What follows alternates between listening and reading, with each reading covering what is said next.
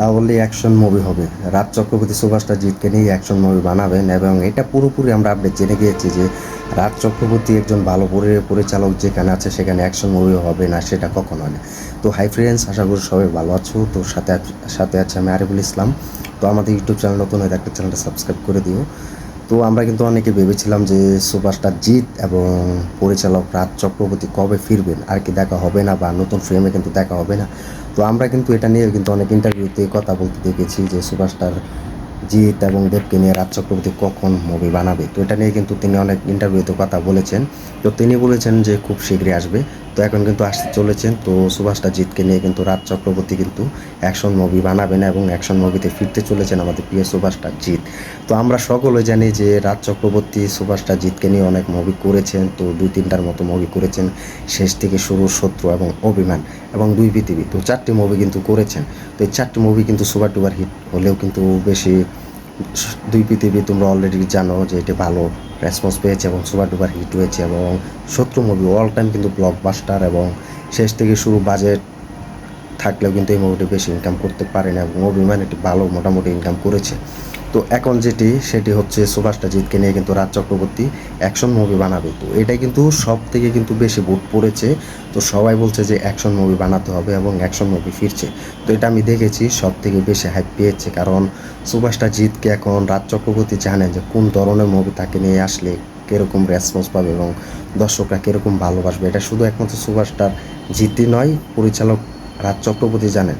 তো তাই কিন্তু এই রাজ চক্রবর্তী কিন্তু সুভাষটা জিতকে নিয়ে কিন্তু নতুন মুভিতে ফিরছেন।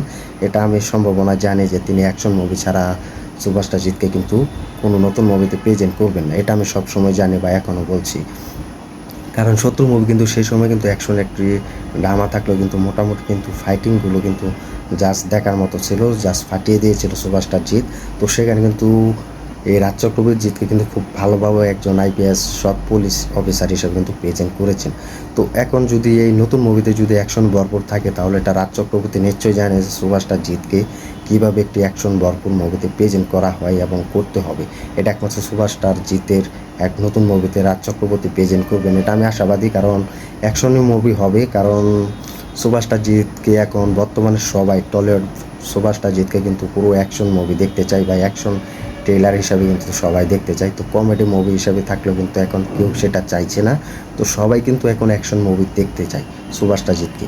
কারণ আমরা দেখেছি চেঙ্গিস মুভি যেভাবে সাফল্য পেয়েছে, শুধু একটা নাম যে সুভাষটা জিতকে আমরা অ্যাকশন মুভিতে দেখতে চাই। এবং রাবণ মুভি যে সময় এসেছিল সে সময় কিন্তু দর্শকদের এক নতুন উন্মাদনা কিন্তু শুরু হয়ে গিয়েছিল। তো আমি এটা আশাবাদী যে সুভাষটা জিতকে কিন্তু রাজ চক্রবর্তী অ্যাকশন মুভিতে আনবে এবং অ্যাকশন মুভি দিয়ে করাবে, কারণ রাজ চক্রবর্তী ভালো একজন ডিরেক্টর। তিনি সবসময় কিন্তু ভালো কাজ করেন এবং ভালো কাজই থাকেন। তিনি কিন্তু দর্শকদের নতুন মুভি দেওয়ার জন্য কিন্তু উপহার হিসেবে দেওয়ার জন্য কিন্তু সব থেকে বেশি খুশি থাকেন। তো এটা আমি আশাবাদী যে রাজ চক্রবর্তী খুব ভালোভাবে একজন ভালো মুভি তৈরি করবেন। তো এটা বাংলার দর্শকরা কিন্তু তাকিয়ে থাকবেন এবং তাকিয়ে আছেন যে এক ঝলক রাজ চক্রবর্তীতে 2025 সালে দেখার জন্য বা 2025 সালের শেষ দিক দিয়ে দেখার জন্য। এটা কিন্তু পুরোপুরি কিন্তু দর্শকরা তাকিয়ে আছে। তো সব থেকে বেশি তাকিয়ে আছে আমি, কারণ সুভাষটা জিতকে এই রাজ চক্রবর্তীর নতুন মুভির সম্ভাবনা ঘোষণার পর থেকে আমি আসলে সব থেকে বেশি খুশি হয়েছি। যাই হোক, আমাদের সুভাষটা জিত এবং বাংলার দর্শন এবং শত্রু মুভি দিয়ে কিন্তু পুরো কামব্যাকটা আবার ফিরতে চলেছে। তো অ্যাকশন মুভি হবে আমার সম্ভাবনা মনে হয়। তো তোমরা কমেন্ট করে জানিয়ে দাও যে সুভাষটা জিত এবং ডিরেক্টর রাজ চক্রবর্তীর সাথে অ্যাকশন মুভি করতে হলে কীরকম ভালো লাগে, বা ড্রামা হবে কিনা বা অ্যাকশন মুভি হবে কিনা, আর অ্যাকশন মুভি হলে কতটা খুশি হবে কমেন্ট করে জানিয়ে দাও। তো যারা আমাদের ইউটিউব চ্যানেল নতুন হয়ে আছো চ্যানেলটি সাবস্ক্রাইব করে দিও। তো ভিডিওটি শেয়ার করে দিও আর কমেন্ট করবে। সবাই আমাদের ভিডিও দেখবে, আমাদের ভিডিও শেয়ার করবে। দেখা হবে নতুন আপডেট নিয়ে, নতুন ভিডিও নিয়ে।